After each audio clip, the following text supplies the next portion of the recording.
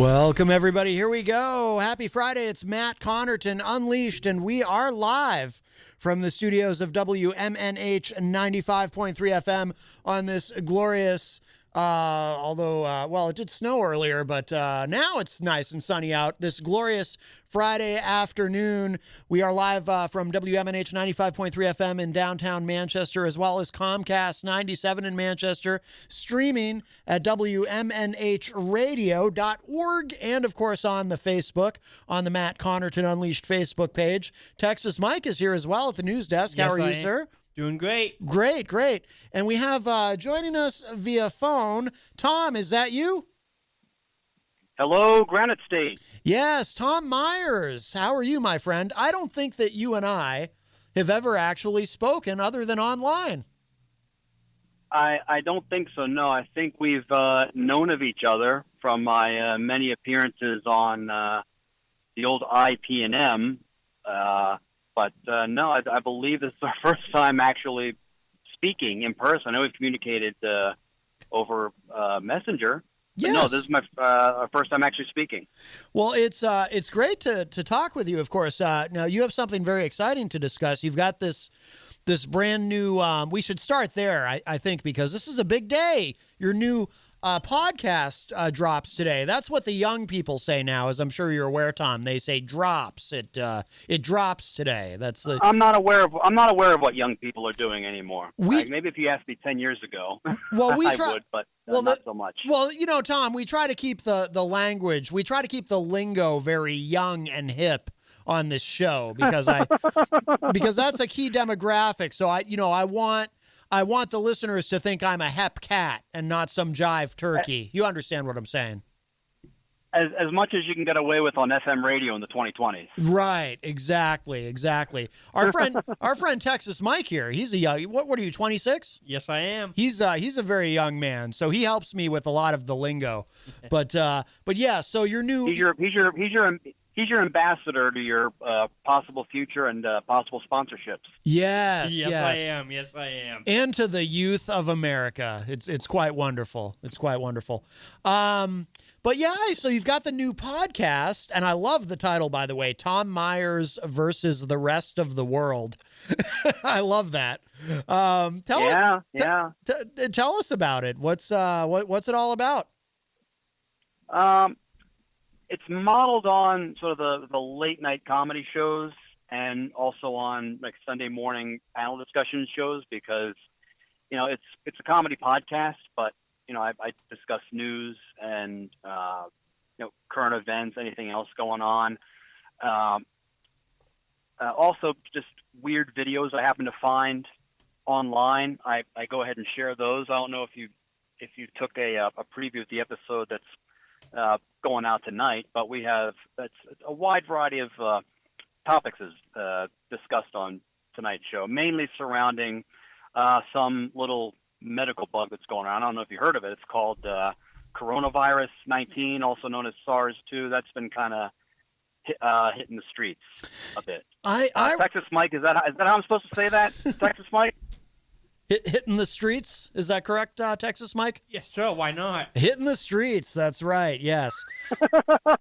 I think I remember, Tom, this does sound familiar. I think I remember hearing something about this back in March or something, but I haven't paid much attention to it since then because I remember the president saying something about, oh, don't worry about it. We have 1 or 2 cases and it's just going to wash through or something like that. So which was good enough for me. I mean, right. You know, President Trump's word with me, his word is bond. he said, don't worry about it. In the meantime, I've been going out and hugging all my older relatives to put them out of their misery just in case. That's great. I've been licking doorknobs everywhere I go, of course, but good for you. And I can say that because there's a very good chance that none of my relatives will be listening to this, so I'm safe. Oh, well, okay. Well, that's good. You don't want them to know that you had an ulterior motive when hugging them. I understand. They know. I think they know. Oh boy. Yeah. So, have you always done this, sort of political satire or, what Tell us about your comedy in a broader sense. I mean, does it tend to be about this kind of thing, or what do you do as far as comedy? Well, not really. I mean, if you listen to my last CD called "Make America Innate Again," which is just basically it's basically a send up of the some current trending campaign slogan at the moment. You know, I mean, despite that, I've always been very politically minded. But if you take a listen to that CD, I think it's like 45, 46 minutes long, and only 8 minutes of it is about politics. And that's split up between making fun of Republicans as well as Democrats. So I'm not really a largely political comic. Yeah. Like if I do, for example, this podcast that I'm doing, obviously it's heavily political based, and during my stage show, I only reference it a little, but not as much. Yeah. When I'm on stage. It is, though. I mean, the times that we live in, and I don't mean about COVID-19 specifically, but I mean in a broader sense, the Trump administration. I mean, do you find that even though politics is not what's at the center of your comedy, but when you do go to that subject, do you find that the Trump presidency has made it, I don't know if easier is quite the right word, but in terms of accessing material, things to riff on? Because I can tell you from my perspective, I'm not a comedian. I mean, I think some people think I'm funny, but I know doing this show has been very, very easy during the Trump administration. It literally is the one thing I will miss about him, is that once he's no longer president, assuming Biden wins, I'll have to go back to doing actual show prep because it won't be. Well, the thing is, if he loses, like the people who support him, they're not going away. It's like when Obama became president after 8 years of George W. Bush. It's like, okay, all of the Bush supporters and Republicans and the Palinites are all going to disappear into the ether. No, they came back, and they came back strong and reached the summit 4 years ago. So yeah, I mean, they're not going away. They're always going to be there. And people ask me, well, if Trump loses, you're going to start making fun of Biden, right? I'm like, well, if he does stupid stuff, and I have made jokes about Biden in the past. I still do at some recent shows I've done. Yeah. So I'm not totally opposed to making fun of Democrats, especially as I worked in Democratic politics for 10 years. I mean, I can probably do like another hour or so based on that stuff. Yeah. But the thing is, the Trump people, the QAnon folks, they're not going away. Like, they're not going to be quiet. If anything, they're going to be more amped up, because as loud as the anti-Trump resistance was, or still is, the pro-Trump resistance, if we have it from November 4th up to the period including January 20th and beyond, they're going to be just as loud, and they're going to utilize it to their advantage, and it's going to swing back eventually. Mm-hmm, mm-hmm. So, I mean, why not? I mean, why not keep them? Why not keep them in my sights as well? True. It raises a question, though, and this is something I've been wondering about. And again, this is assuming that Trump loses. Does Trumpism survive Trump leaving? And what I mean by that is, because Trump has changed Republican politics. It's much coarser now. It's much louder. It's much more aggressive. It's much more, as far as personally attacking people and insulting people, and far less politically correct than ever, right? So there's an aggression and a meanness to it now that wasn't quite there before, right? I mean, you couldn't imagine George W. Bush, for example, behaving the way that Donald Trump behaves. Does that continue after Trump is gone? Or, I shouldn't say or, it's not really a binary choice, because it'll probably be somewhere, it'll probably be a mixture of these ideas. But, or, for the sake of argument, does the Republican Party kind of do to Trump what Trump does to people who've betrayed him in some way?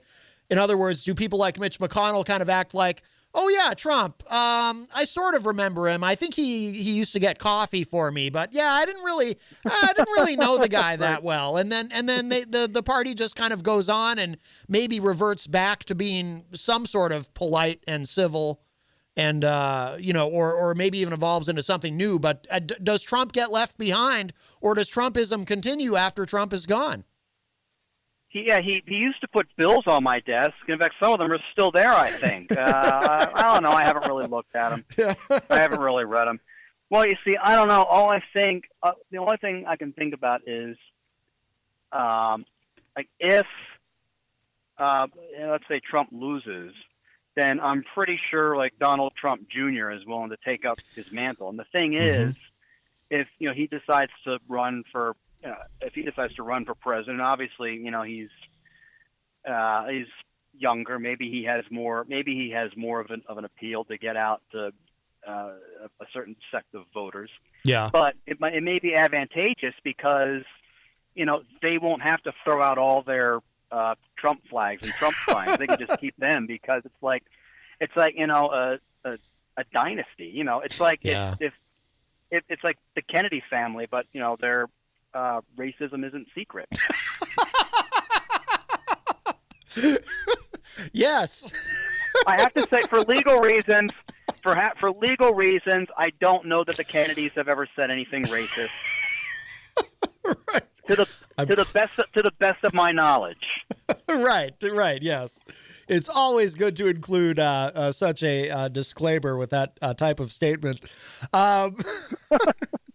Yeah. I mean, I can definitely see Don Jr. Picking up the mantle. The irony being is, and I think Don Jr. is repugnant on every level. However, I think he's actually, in some ways, more articulate than his father. I mean, that's a very, very low bar, but he may. Well, I mean, have you heard him speak? Yeah, he's like if run-on sentences in all caps was a person. Right. That's true. I mean, clearly his performance at the Republican convention is just proof that when he heard the phrase when they go low we go high, he took that the wrong way. What do you mean? And his girlfriend's even nuts. Kimberly Guilfoyle. Did you see her speech? I did. My God, it's like she knew she was yelling basically into a room full of no people. Right. Like she was expecting to speak into a crowd full of people, but because of the pandemic they couldn't do that.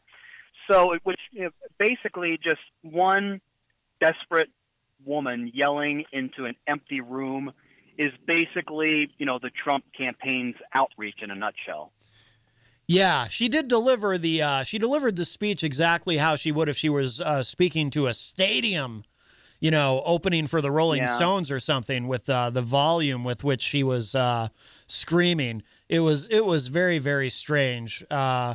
Maybe I don't know about these full stadia. Tell me about them. I haven't seen them in a while. That's true. There's that. No, really, I'm an Orioles fan. I haven't seen a full stadium in a while. Sports references are. Your baseball. Your baseball team sucks when the only thing that can fill up the stadium parking lot is free COVID-19 testing. Oh. See, the sports references are a bit lost on me, Tom, but our friend here, Texas Mike, he's totally with you, aren't you, Texas Mike? Yes, I am. He's a big sports guy. But I actually, apparently, COVID-19 made a guest appearance at the World Series. I do know that much. Yeah. Yes. That was probably like coming out onto the field after you test positive, taking off your mask and posing with the team photo. Mm-hmm. I mean, all joking aside, it's literally one of the most disturbing things I've seen. And I do sports PA announcing on the side. I announce youth baseball. Okay. If one person, our policy is if one player on a team, or like a parent or a coach or someone gets tested positive, the whole team, everyone is cut from the tournament. They're disqualified. Yeah. So the fact that the Dodgers were allowed to do that, they allowed Justin Turner to do that, mm-hmm. is absolutely sickening. I've seen coaches from opposing teams get into a fist fight after a game, like at a Really? at a youth baseball game. Yeah, Really? on Easter weekend of all weekends.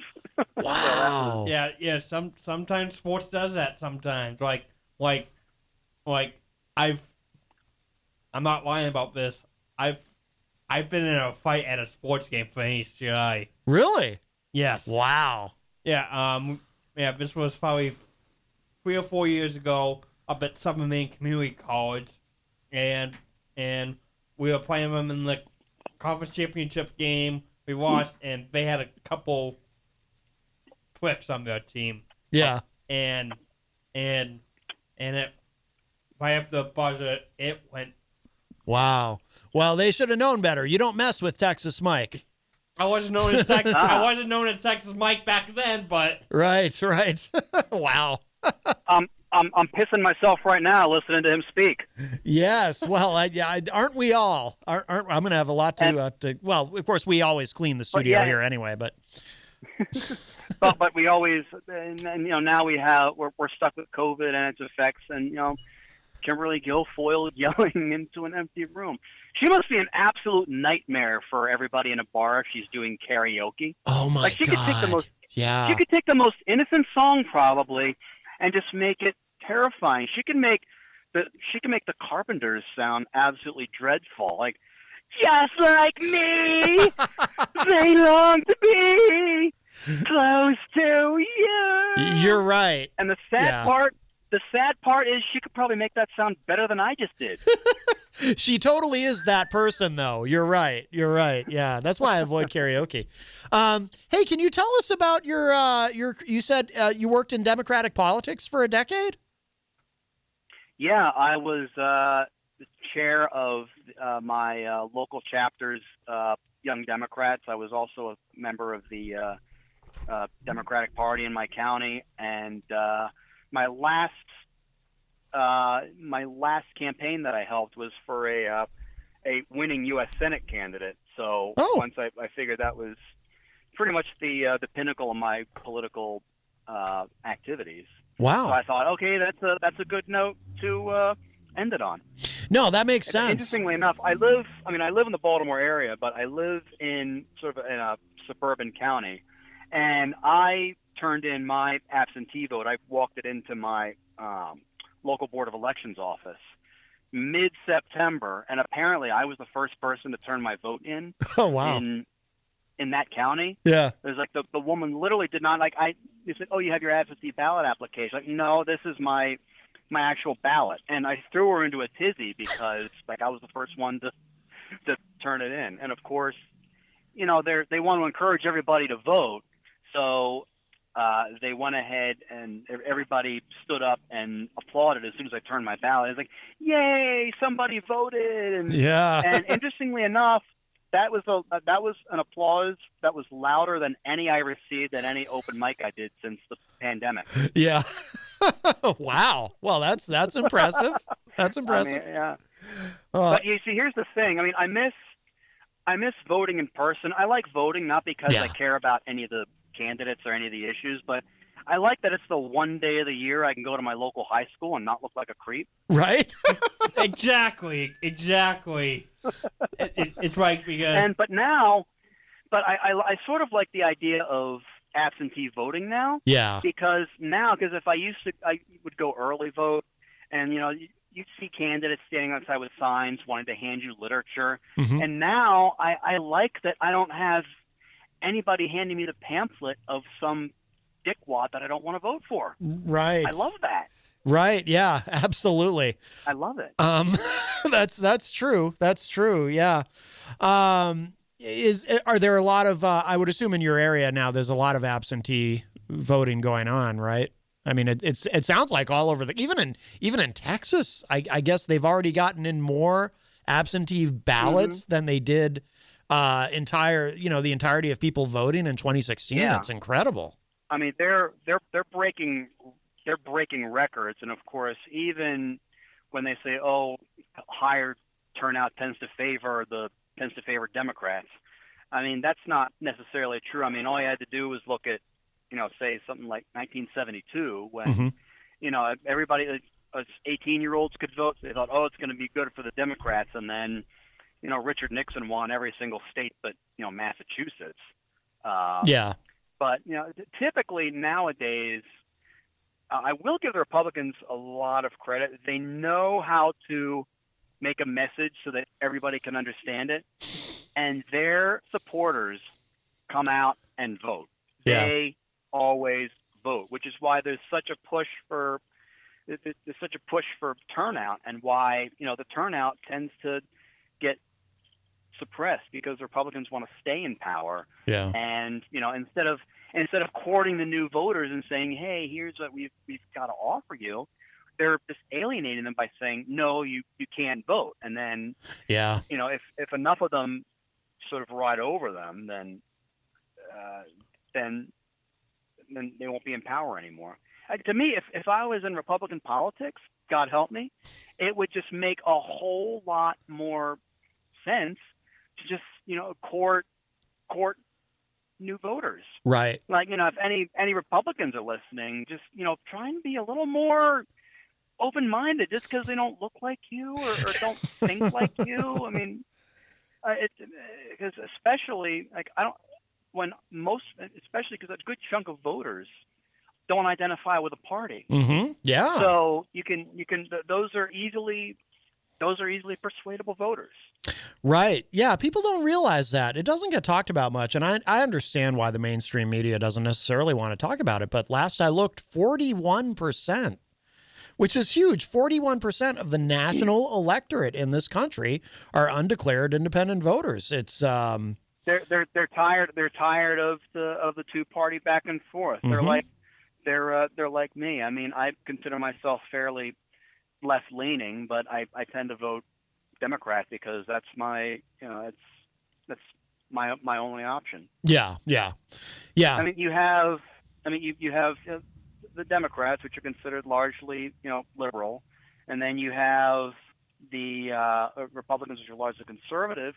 And you could say, well, you could vote Green Party, but okay, that's been hijacked by the Republican Party, by way of Vladimir Putin and Russia and so many of these hacking techniques. Like there's really not even any third parties anymore. Just to be honest, I mean, none worth supporting. Well, they had a unique opportunity in 2016. Third parties did, and they tried. I mean, because you had two relatively unpopular by some metrics nominees in the major parties. So then I remember like Gary Johnson, the Libertarian nominee in 2016, actually, he had no chance of doing anything significant, but he did get some traction in that MSNBC was giving him some attention. And same thing with Jill Stein for the Green Party. But Jill Stein, like I said, I mean, she was the Green Party's pretty much been hijacked by conservative interests to try and dilute Democratic votes. So I mean, like the Greens, I don't even consider them like a party to the left anymore. Yeah, well, I don't even know. I mean, they've certainly lost some mojo because I don't even know. I can't remember who the Green Party nominee is this year. Whereas in 2016, Jill Stein, became fairly well known, and of course. The Libertarians this time have Joe Jorgensen, who I'm much less familiar with than I am with Gary Johnson, but nobody's really talking. I don't see MSNBC interviewing her, whereas they did give Gary Johnson a lot of time. The Green Party candidate, I forget his name, but his first name is Howie. Okay. Like if you're gonna try and face down a dictator, you don't want to go up with a name like Howie.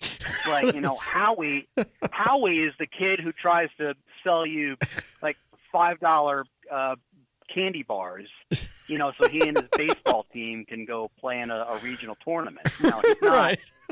He's not a head of state. Yeah, that's true. That's a great point. I do believe that is a disqualifier for the presidency.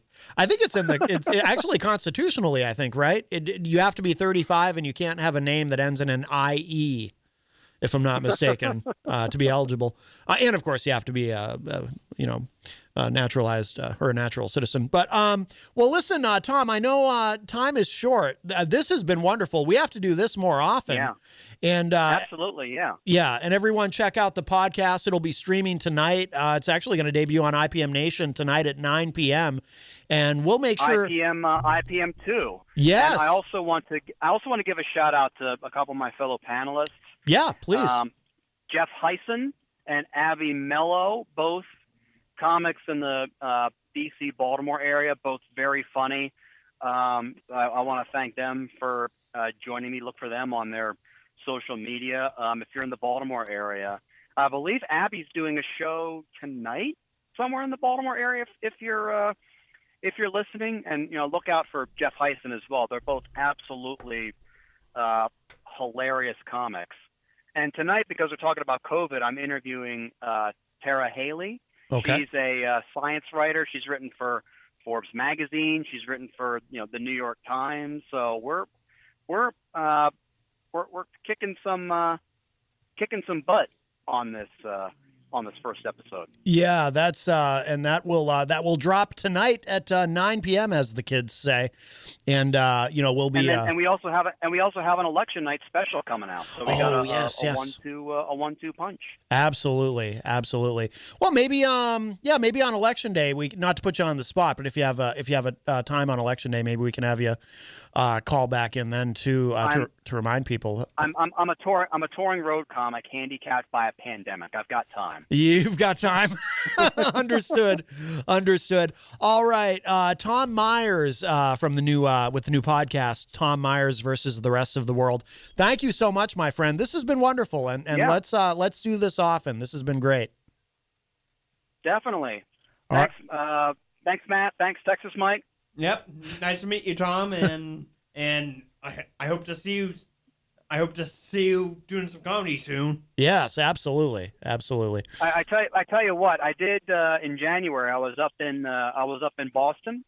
I did a show there. Very great crowd. So as soon as all this dies down, well, maybe poor choice of words. As soon as this pandemic is no more, I might make a return to New England, and maybe the Manchester area might not be out of the realm of possibility. Ooh, that would be fantastic. All right. I got some connections, so there you go. All right, yeah. All right. Let's talk.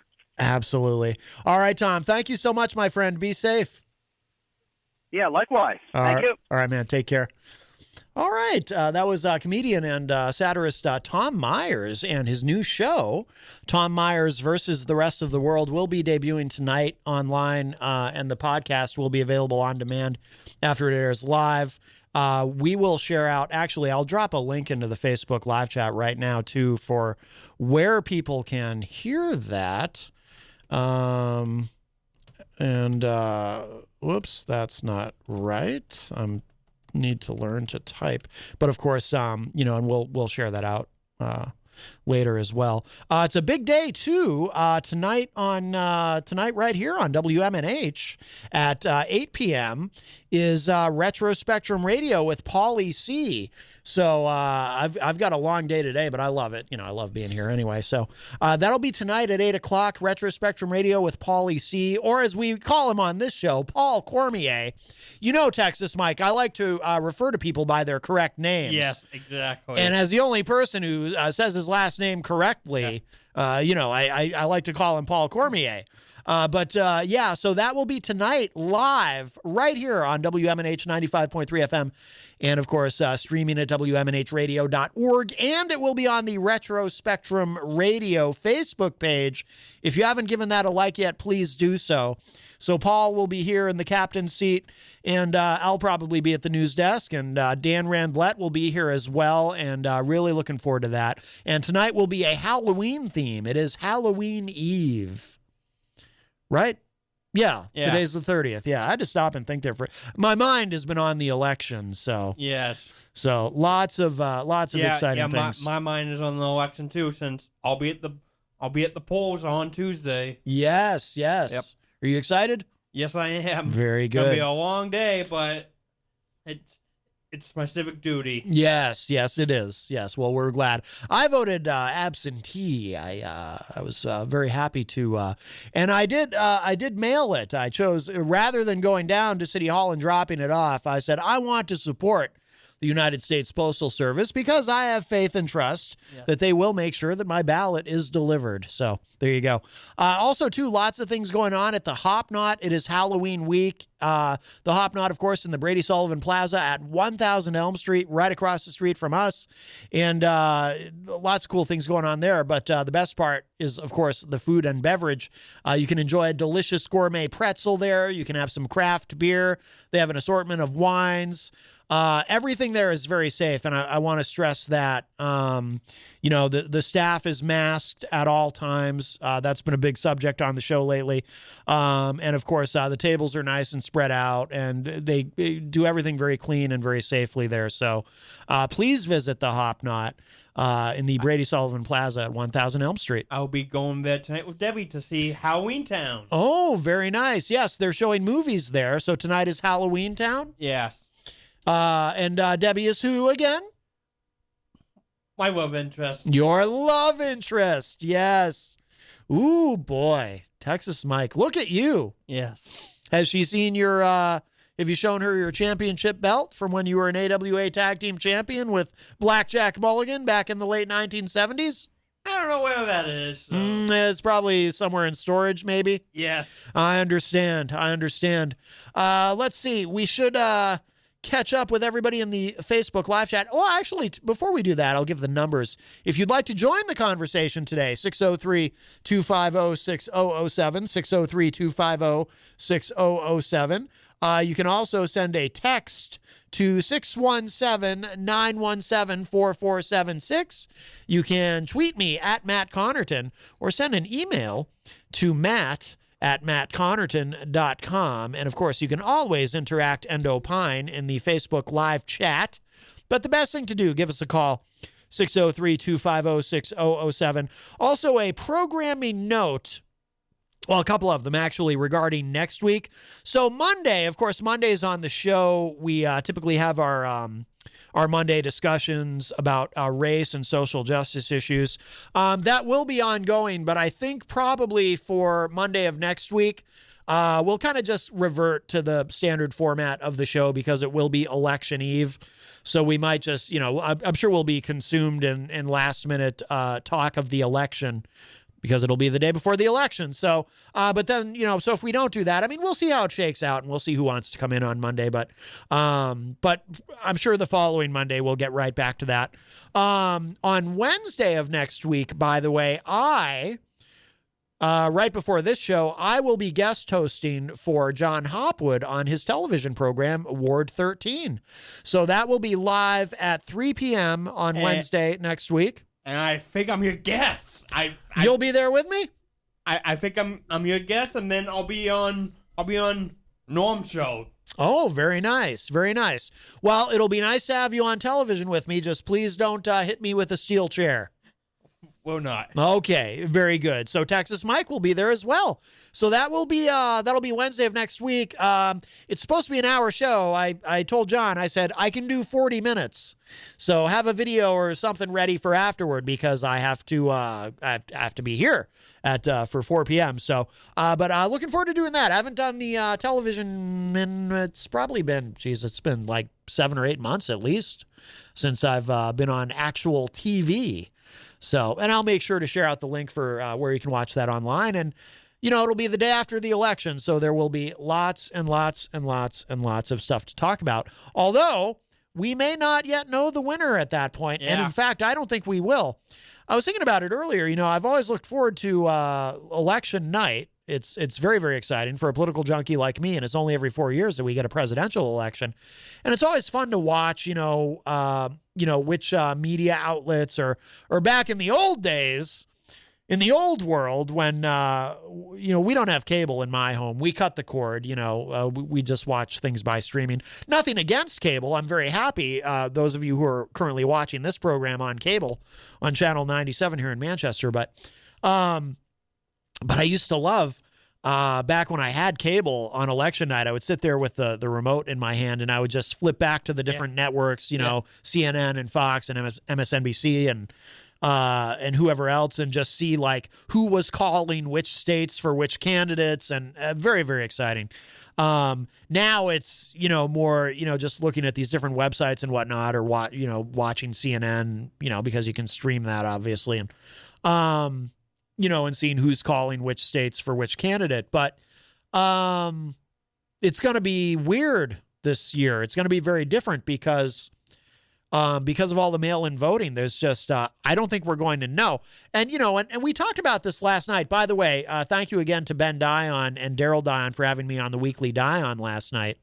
That was a lot of fun. If you missed it, you can find it at WMNHradio.org. The archive is up. I was the guest on the weekly Dion, and we spent the hour talking about the upcoming election. Or the co-host, like Ben, yes. Yeah, co-host. Yeah, I've noticed he does that, yeah. Yeah. So whoever his guest is usually the co-host. He calls them the co-host, yeah. So what does that make his dad, if his dad's not the co-host? Maybe the intern, I don't know. Yeah. But I don't know. I mean, I really, really doubt we're going to know the winner on election night. I mean, unless it's a blowout, unless Biden wins in a landslide, but I think it's going to be a closer election than some people might think. Take nothing for granted. What do you think the timeline on knowing who the winner is? We were talking about that last night on Ben's show. I mean, I think it might be a week.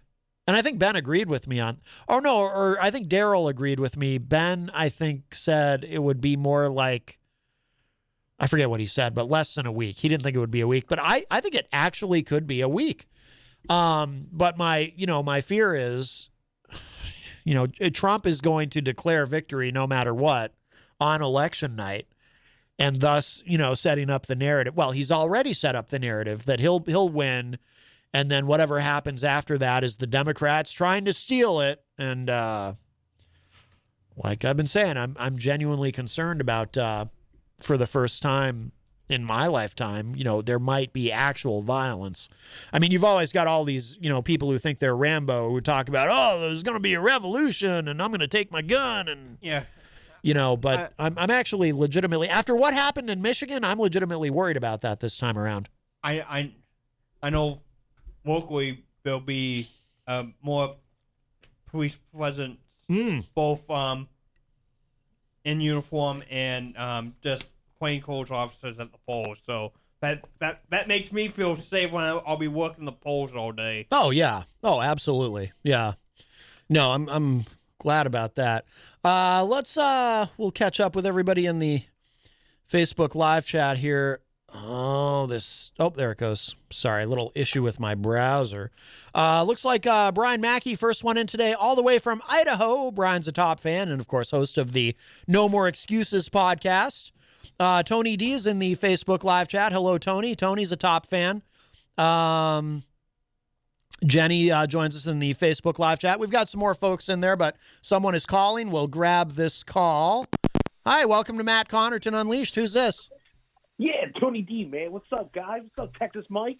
Hey, Tony D, how are ya? Tony D, hey, hang on for a second because John Hopwood is here as well, but I have to tell him something. John, I've been told we cannot have campaign signs on camera. Thank you. Tony D, what's up? Not much. So check it out. We're on the eve of Halloween, right? Yes. So I wanted to get the chat going, too. What candy is your favorite candy, and what candy are you glad to see that you don't see anymore? I'm going to give you one, Matt. Do you remember? This is a candy that I'm glad to not see in candy baskets no more. Do you remember the little wax Coca-Cola that came with like 2 ounces of like some weird liquid that was in like a wax bottle? Do you remember them? Yes. John Hopwood remembers. I have no recollection of that. We ate those. You'd eat the wax after you bit the top off and drank the hideous sugar fluid. Yo, listen. I just found out something that you were not supposed to eat the wax. Oh, John. come on. We ate the wax teeth. You were not. The whole idea of those candies was to bite off the top, drink the syrup, and you would toss the candy. They had people that were getting clogged clogged like intestines from eating those waxes. You weren't supposed to. Hey, eat them, baby. John. Manchester in the 1960s. Nobody, the things we ate, nothing was real. You should have seen the So steaks and stuff and hamburger. Surprised it didn't move back at us. Do you remember cowtails? Mike, Texas Mike, you gotta know what a cowtail is. Yes, I do. I love. Sounds like a tax from California. I love all candy, so there's not one that I don't like. So Do you like circus peanuts? Oh my God, that was enough Circus to what? make you rebel at Halloween. Circus peanuts. How's that? Those Oh, circus. Circus. I thought you peanuts. said something else, John. Circus. No. This is the '60s. We didn't have that stuff, man. Hey, I want to know. I gotta change the subject because Tony, I need to know what's going on in Philadelphia. Really? If after our discussion the other day, what's happening there? Well, National Guard is here. We have we got a curfew that is set right now between the hours of 9 p.m. and 6 a.m. That's effective immediately starting tonight. From what I gathered off of my PHL Philly, there is a group that was organized. I forget what the name was, but it's something new. They're supposed to go out tonight because I guess technically it's mischief night. Back in like the early 1970s, my dad gave me a little education on this. Oh, like in There Detroit, was Hell Night? What was it? Hell Night in Detroit, where they burned buildings down. Yeah. Yes. And we also had one across the bridge in Camden, New Jersey. Right. I forget what they called it, but supposedly tonight this organization rallied up almost like 4,000, 5,000 people or something like that, and they're supposed to go out and burn things tonight. Wow. I wonder if Trump's behind it. Yeah, I don't know, man, but It's called I know Agent that Provocateur. for us, Halloween is definitely off the table for us down here. They got to close like Fort Dix down here, man. Like it's sad, man. I mean, like I try not to talk about it now because you know what? I try to like take the little things that we have for like my kids and like myself, and I try to like spruce it up and just still try to have some fun with it. But it's hard, when you drive down the road and you see these trucks. I mean, I don't know. I've never seen armored vehicles like this blocking an exit. Like I've never seen something like it. And then they got posts that are going all over Facebook, boots on the ground, hashtag boots on the ground, and everyone thinks this is fun and games, dude. It's not fun. It's not funny anymore. I mean, this is serious. Oh yeah. Yeah. We've had over 4 years of Trump and his advocacy of retaliation and violence. When we had back-to-back TV shows, remember? We were astounded by this stuff. Somebody should beat the person up, and they did. Oh yeah. Yeah. Well, those interesting, lawsuits will go interesting forward. Thing, John, you get a kick out of this. Well, not a kick, but you find it interesting because the city of Philadelphia pulled funding from the police department about 6.5 months ago. Which is stupid. But The two officers that shot this guy did not have tasers issued to them. yeah, right. Well, everyone was wondering, well, why didn't they have tasers issued to them? Well, because they didn't have enough funds. Well, the city of Philadelphia only gave experienced officers tasers. So the people that were coming out of the academies, they didn't get tasers. They only got guns and mace. Which is the primary nonviolent, to resort to. Right. Non-lethal. Excuse me, non-lethal. Non-lethal. Unless you're in Georgia and you know who the person is. You got his car, his registration, and he's running away after being tasered. But you have to realize, It's interesting. It's interesting to say the least. I don't know what's going to happen, Matt. I don't know what's going to happen after the election. I don't know what's going to happen down here. Everything will be fine if it turns out that Biden wins. If Biden wins, I think that this area is going to be different. I think it's going to be a happier area. It'll dial down. I think that if it turns the other way, we're going to have a serious issue, man. Once LBJ got, Nixon won in '68.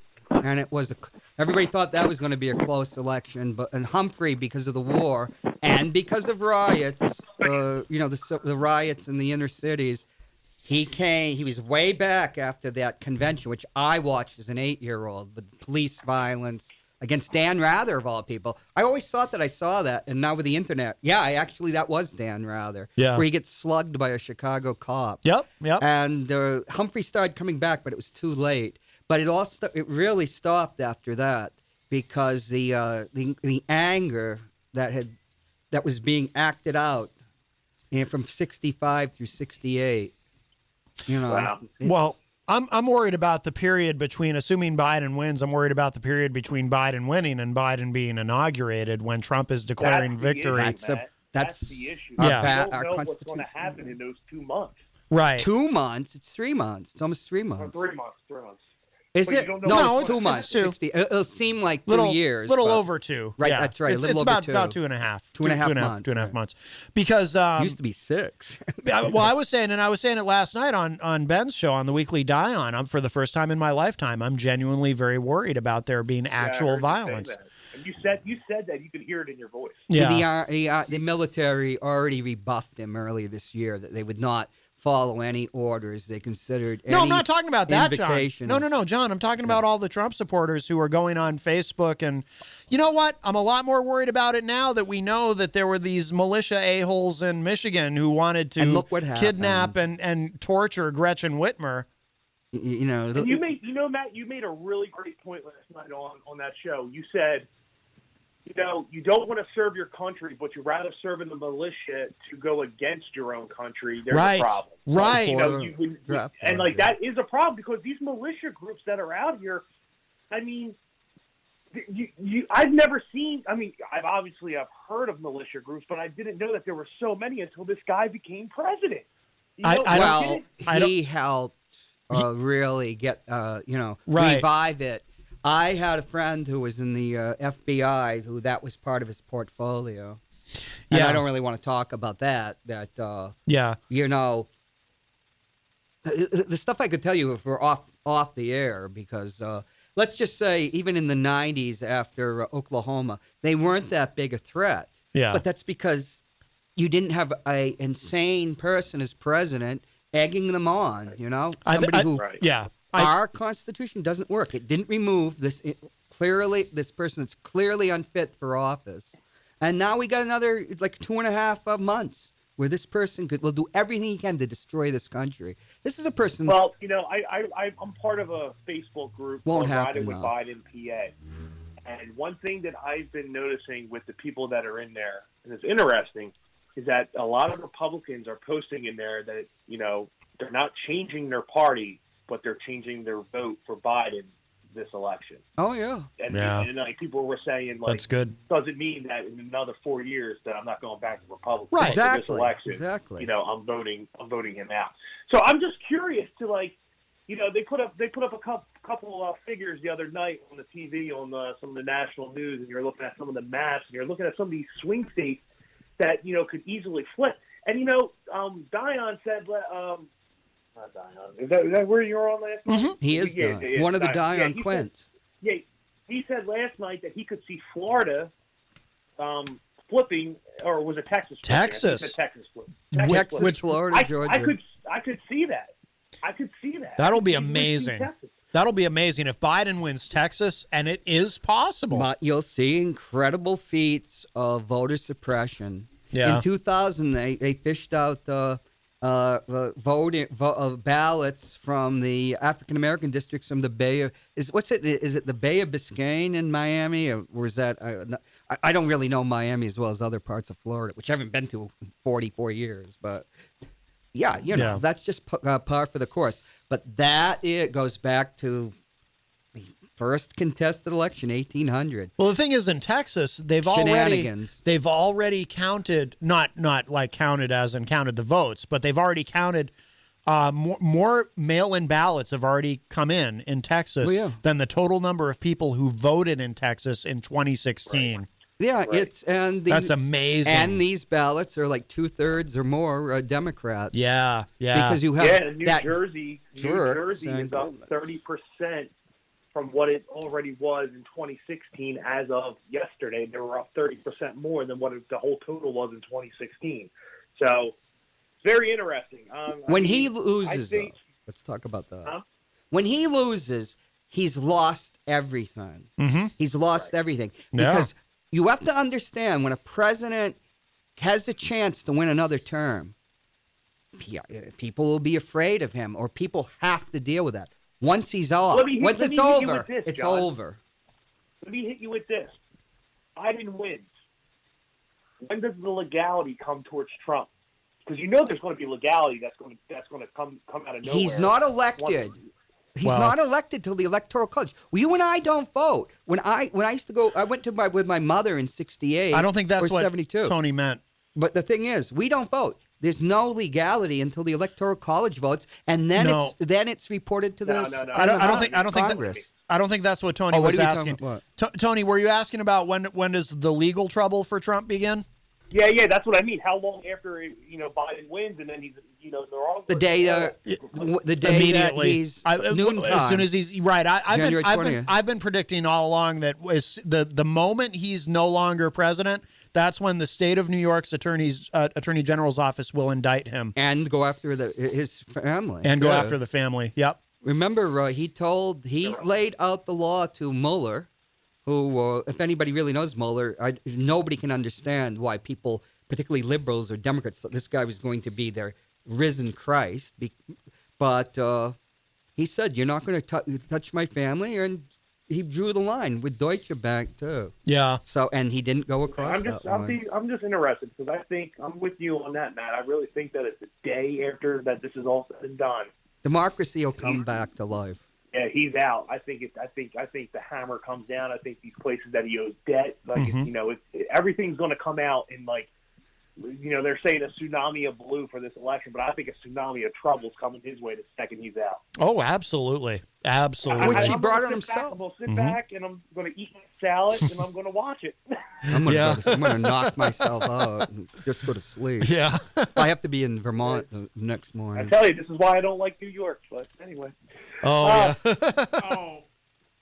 Anyway, you guys have yourself a safe mischief night. You have a great Halloween. I hope you guys are doing something good. And then I'm going to call you guys after the election, so you won't hear from me after the election. And you guys be good out there. And Johnny, good luck next week, bud. Thank you very much. All right, Tony D, be safe, my friend. Thank you for the call. No problem. Be good. All right, bye-bye. Yeah, we're going to raise a cone of power after the show and put the zap on the pitiful chances Trump has in New Hampshire. A cone of power. A cone of power. Well, if he didn't carry New Hampshire in 2016, he's not going to carry it this time. He's not going to pick up any states that he didn't already carry. Well, Biden in one poll is up 20 points. In New Hampshire? That's right. Did you see that Wisconsin poll? Some people are calling BS on it and that it can't possibly be accurate. 17 points. Biden is up in Wisconsin. I think the poll's accurate. You know why? Because Wisconsin is getting killed right now by COVID. Yeah. They're getting killed, and I think there's a lot of older population in Wisconsin, much like New Hampshire. The demographics are very similar, and I think that's why. Yeah. Yeah. That makes sense. Yeah. Yeah. Because he's still out there lying about it and pretending. And holding spreader events because this guy is a lunatic. On the campaign website. Did you know this? On the Trump campaign website, you know what one of the accomplishments listed on there is? Killing 220,000 people. Confronting and defeating COVID. I mean, they declared Trump declared victory months ago. I believe it's incredible. He must be on speed. Really? Speed. You have 5 years, and then you disintegrate in that 5 years.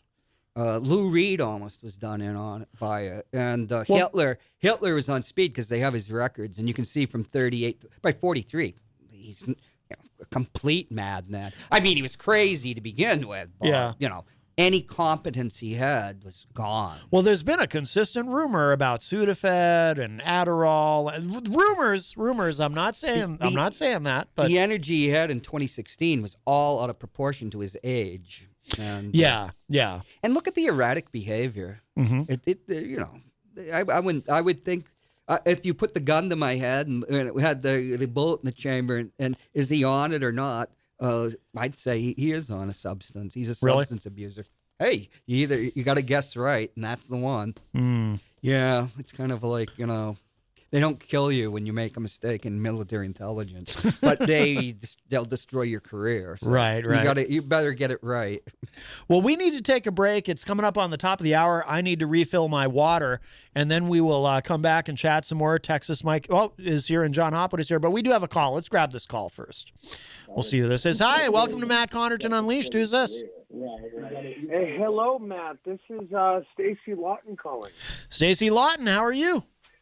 I'm doing well. Hello. Hey, I just wanted to call for one and, give a big shout out to the election officials across the state, like Mike over there, Texas Mike, myself.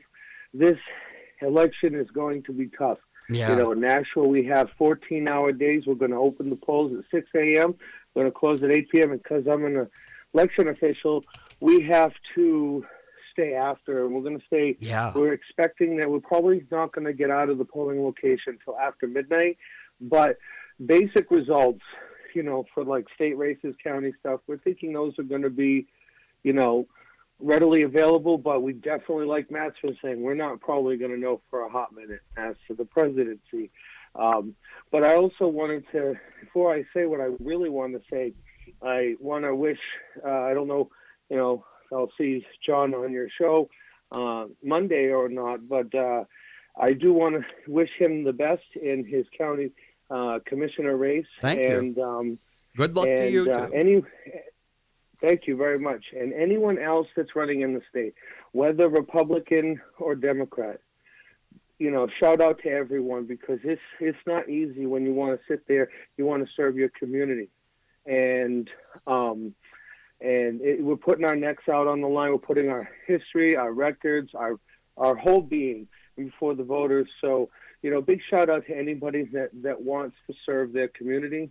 We don't know if they're going to be good or bad until they're there, but at least we can give them that initial, they want to serve. So that's, just like somebody like myself, I wanted to join the Navy, but I have a medical condition that prevented me. But, at least someone like me was willing to sign up and serve my country. But I wanted to mention, I was on the phone with my ward clerk earlier today, and in my ward alone, we have, this is historic for this ward. We've never had this, and this is because of the absentee voting and whatnot. 600 absentee ballots have been pre-processed already, and we're still getting them in, so I'm sure we're going to have a ton more. But we're expecting right now, compared to previous elections, like in 2012, we had about a little over 3,300 votes in our ward, because we're a very low voter turnout ward. But in 2016, in our ward, we had almost 100 more than that. We're expecting for this election that we're expecting about a 30% increase in voter turnout, and we're expecting to have a very significant record in our ward, because again, we live in the ward that's historically low voter turnout. It's very democratic, but this ward this year, big shout out to Ward 4 in Nashua, very active. The voters are listening, the voters are voting, and big shout out to the voters who have already voted and those who intend to vote, but just make sure you show up to the poll masked, because I know in Nashua anyways, we do have a city ordinance anyways, but we did have the requirement even back during the state primary. It was up to the moderator, but he said, yes, you have to wear a mask. And so in order to come to the poll in Nashua, you have to wear a mask, but there are specific accommodations for those who don't, say if they can't or they don't. Who knows what the reason might be. I agree with Jenny when she says there's no reason why you shouldn't be able to, but there are outside places, and there will be accommodations for those who don't want to wear masks. So, again, you have a right to vote, and just because hey, if you don't want to wear a mask, just because I don't agree with you, because I support mask wearing. Yes. we can't say no to them on voting anyways, because they still at least have that right. Though we'd really love for them to wear it and do what it's required. But again, you can't force anybody to do anything. But but yeah, we're already seeing a massive increase in absentee voting, and we're expecting at least a 30% increase in voter turnout. And that's actually going to be, from what it says here, we're assuming that there might be a 30% increase, even citywide. Nashville is going to see a record amount of voters, I believe, right now. And I say the same I think you're going to see the same in Manchester and anywhere else in the state. The voters have listened. The voters are fired up. And I'm very interested to see what's going to happen this Tuesday, whether it's what we all want or not. I'm very excited as to what's going to, just to, who knows? It's going to be a moment in history that, none of us, I've never seen. I've been involved in politics a long time. Everyone else that's been, older than I've seen elections and whatnot. So this is going to be an interesting election, to say the least. Whether I'm excited to see the end result, I don't know, but I do know that it's going to be exciting to see the people in the state have their say and turn out in massive numbers. All right, very good. All right, Stacy. Well, yes. Yes. Sorry about luck. that, but yes. Yes. So good luck, John, and have big shout out to Mike again, and thanks for letting me call. Thank you. Absolutely, anytime. All right, my friend. Take care. Be safe. Yes. Thank you. All right, you got it. Bye-bye. All right, so we're going to hit a break. We will be right back.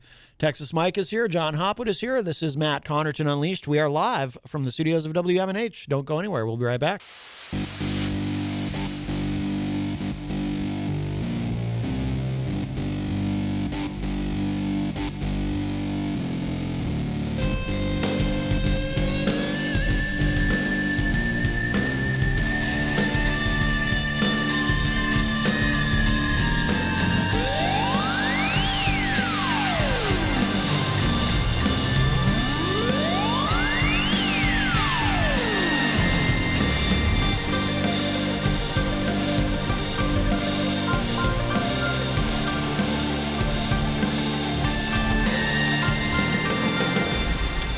Welcome back, everybody. We are in hour number 2, numero dos, Matt Connarton Unleashed, and we are live from the studios of WMNH 95.3 FM in glorious downtown Manchester, New Hampshire. Also on Comcast 97 in Manchester, streaming at WMNHradio.org and on the Facebook, on the Matt Connarton Unleashed Facebook page.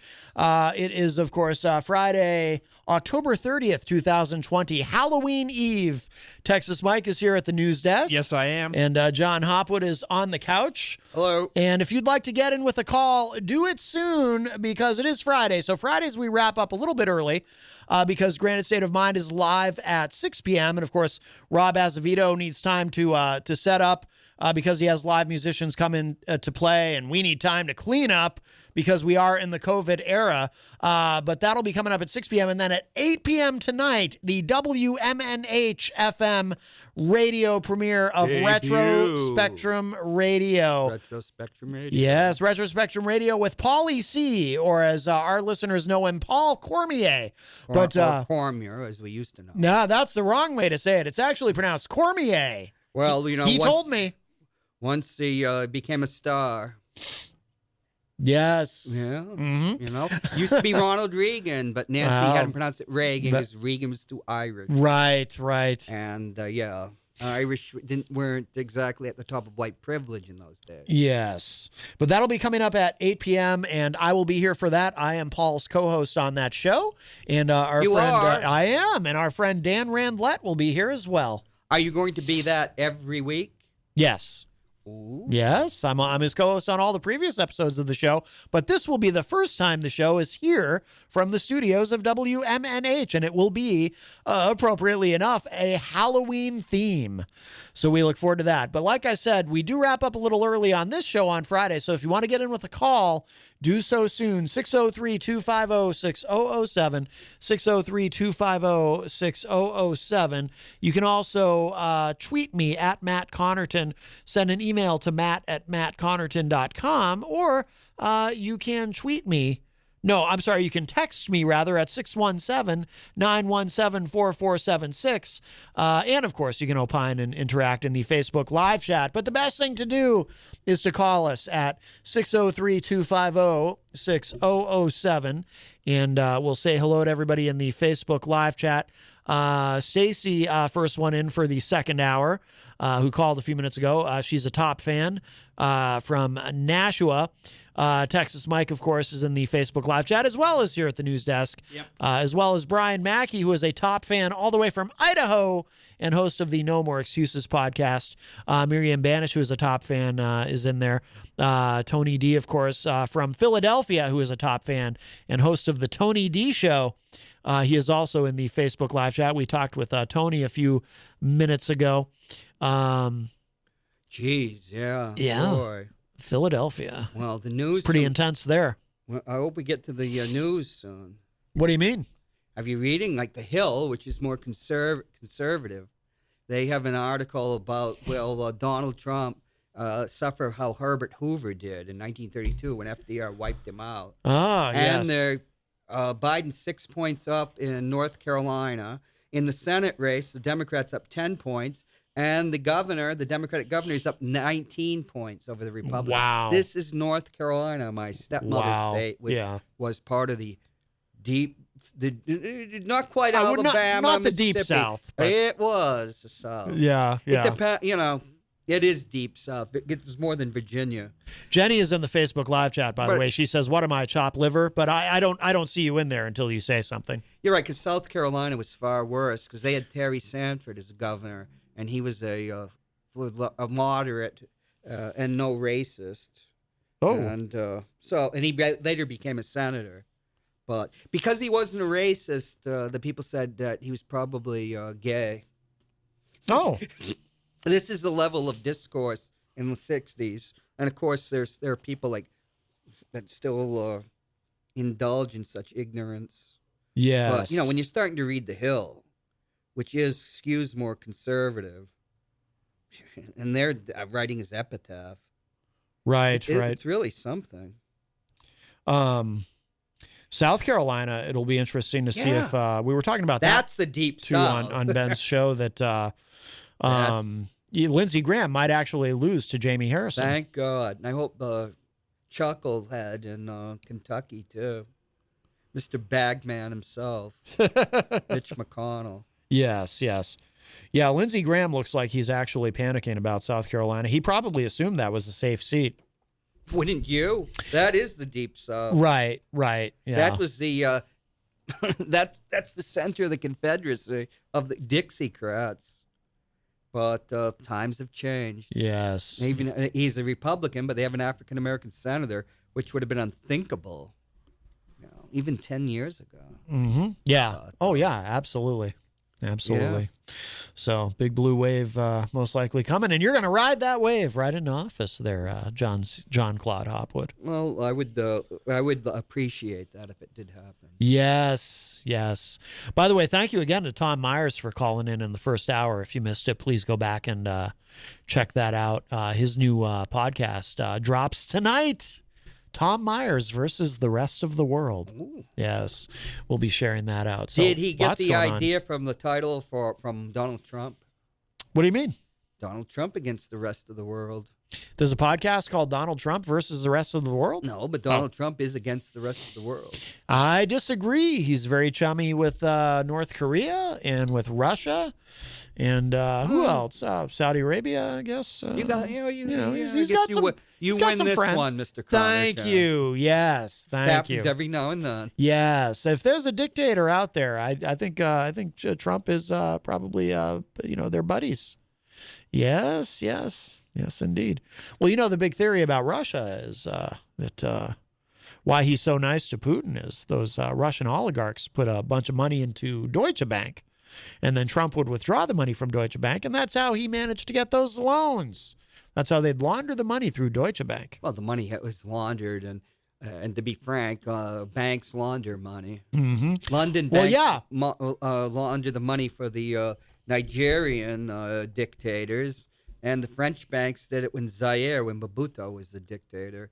I mean, money laundering is what banks do, and the Clinton administration and Jean Chartrand, the Prime Minister of Canada, they worked on applying the Bank of International Settlements standards on transparency to the Caribbean banks, which are such utterly corrupt. And the first two things George W. Bush did when he was president was he pulled the FBI off of the Saudis, and he 86'd that effort against money laundering, and that's the way it is. We found out recently, hello to Tom Blanchard, who joins us in the Facebook live chat. We found out recently that, the news broke about, of course, these stories tend to blow over quickly, but just how pervasive money laundering really is with these banks. Like it is. But it's so much more than people realize until you see this art. But then people forget about it in a week because, people are wrapped up in the election and COVID and whistleblower Bradley Birkenfeld turned over 19,000 names. 19,000 names. They only went after 4,500. Yeah. And there were billions. I think $4.5 billion they raised they got back from that. Yeah. But a lot of politically connected people. Yep. They call them PEPs in Swiss banking, and politically exposed people.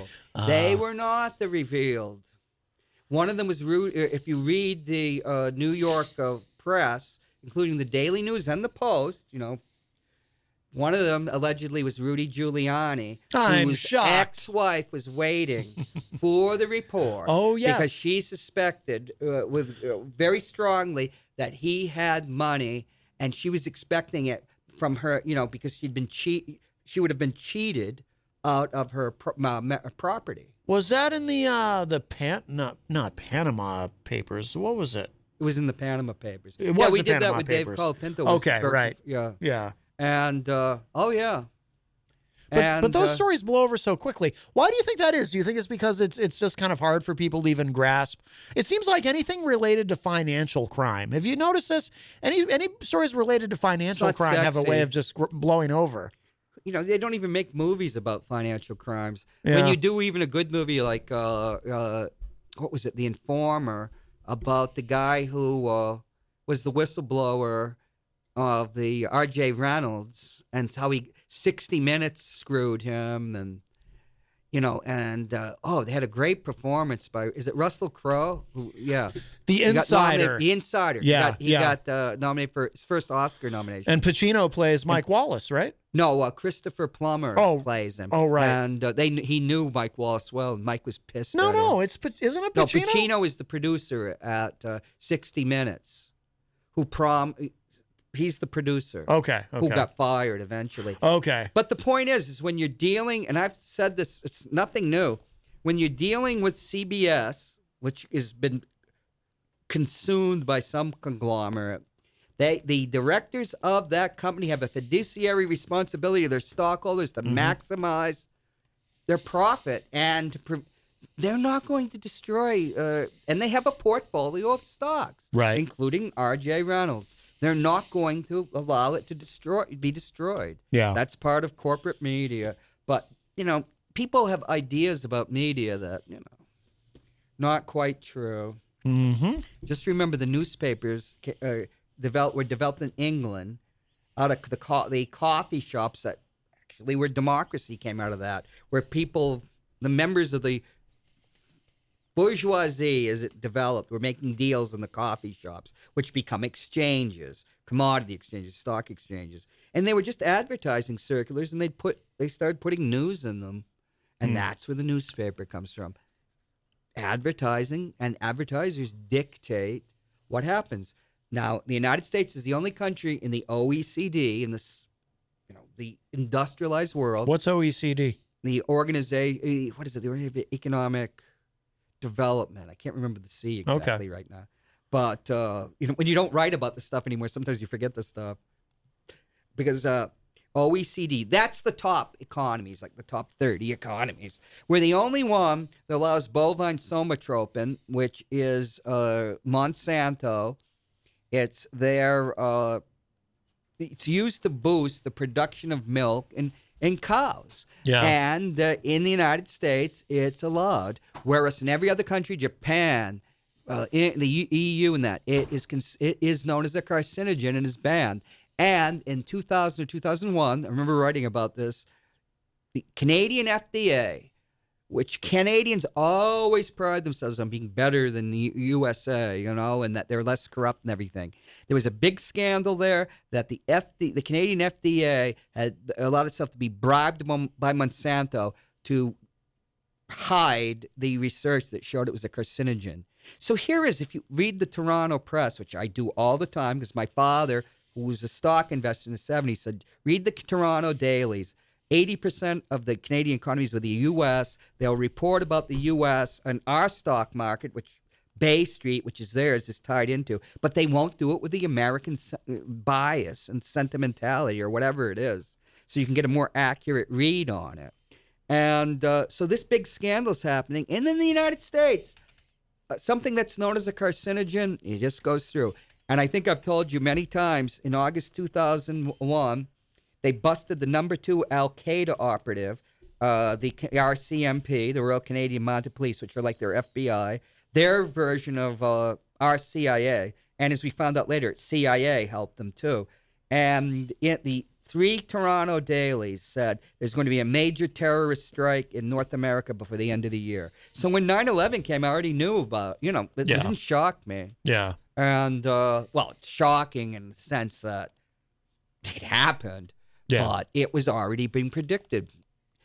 Americans live in a bubble where they think, I know people that didn't even think Canada, you go into some guy goes into New Brunswick, gets arrested. What do you mean, New Brunswick? This is a foreign country. Right. Things are just, Maine, the eastern part of Maine. Well, I do like to think of it as, I like to think of Canada as just North Michigan. USA Junior. Yes.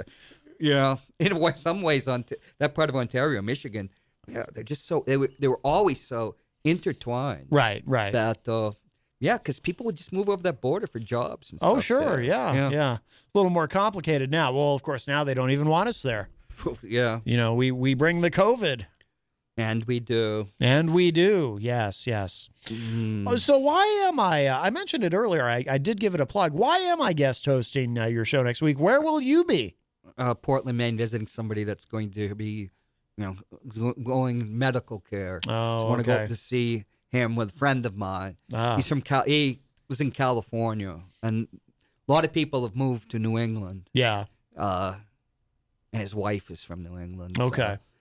Yeah, he's going in for surgery, so go up to see him, bolster him up. Yeah. And I understand Texas Mike will be joining me? I didn't know that. Well, that's what he told me. So he's booking himself everywhere. I thought Gonzo would be on. And if Paulie C can make it, he can call in or something. Wow. But did you just... He just let himself on because I told the powers that be it might be Gonzo. But the thing about Gonzo is, because of his tyke, his small son, sometimes he just can't make it. Well, maybe, so can you do a Gonzo impression on the show? Well, Gonzo gets first dibs. Oh. But if Paulie can't make it, you can have 3 people. You just, you've seen the lineup. Yeah. You sit in the catbird seat. He can sit in the middle. No. In front of the big screen. That's what we do. Oh, okay. Pretty fancy. I haven't done television in a while. It's been like 7 or 8 months, I think. Yeah, I had you subbed for me once before. A couple times. Yeah. And, talk about the show if you want, or whatever you want to. Geez, it'll be the day after the election. There will be you can talk about that too. No shortage of things to discuss. Yeah. That's for sure. Well, we will begin to wrap up. Let's see. Do you want to, I'll ask you. I know you're shy about it. You want to plug your campaign? Well, if you want to, you can go to my Facebook page, John Claude Hopwood. Maybe I'll put something up. I do have a website, but you do? I just hate to, I didn't even know you had a website for the campaign or just broadly. Oh, okay. Yeah. I didn't realize that. Yeah, but I got to be honest. As important as the job of a county commissioner is, nobody Nobody cares about it because it's all finances. Yeah. And management. You manage the nursing home, which needs to be managed better because of the COVID challenge. The jail here, which is notorious, and even it's spun. There's a book about it now and what's going on there, and and then the sheriff's department. Sheriff's department's fine, and that takes care of itself.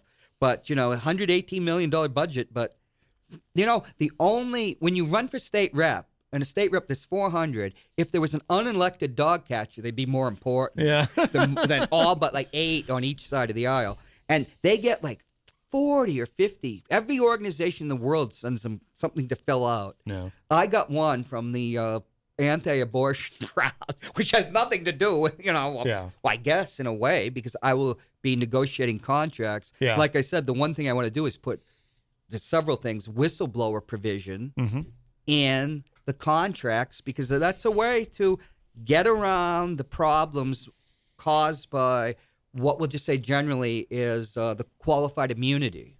Yeah. To allow, you can change the culture by allowing more input without destabilizing the actual law enforcement and that. All right. You can go to my page and I'll put up the link to my wonderful website. Well, very good. Texas Mike, you got anything to plug? I'll be on the morning show on Monday morning, then I'll be working the polls on Tuesday in Ward 7. Very good, very good. Oh, and of course, Granite State of Mind with Rob Azevedo will be here live at 6 p.m. And then tonight at 8 p.m. right here, I will be back. I will be Paulie C's co-host on Retro Spectrum Radio with Paulie C. Can we say it? Can me and Mike say it? Retro Spectrum Radio. Retro Spectrum Radio. Oh, that sounds nice. You need to like double track. Wow, it yeah. Yeah. Oh, Retro Spectrum Radio. Oh, everyone's going to tune in now. Yeah, always sell the sizzle, you know? That's right. That's right. The sizzle, but not steak. Well done. Well done. No, you got to withhold that. Speaking of steak, yeah. So that'll be tonight at 8 p.m. Right here from WMNH 95.3 FM, and we'll share out the links too for online. Of course, Tom Myers' new podcast, Tom Myers versus the Rest of the World, and it was great to chat with him earlier as well. Can I just have one last minute? Quickly. I'd just like to say, if things work out Wednesday, I mean, by Wednesday we'll know who's the winner. And if it's the person that we all believe it is, Biden, you'll see democracy is going to come back. It's all going to just, all this rancor and everything will wane. I believe that. All right. So be positive. Be positive. All right, everybody. We got to go. Talk at y'all a little bit later. Bye, everybody.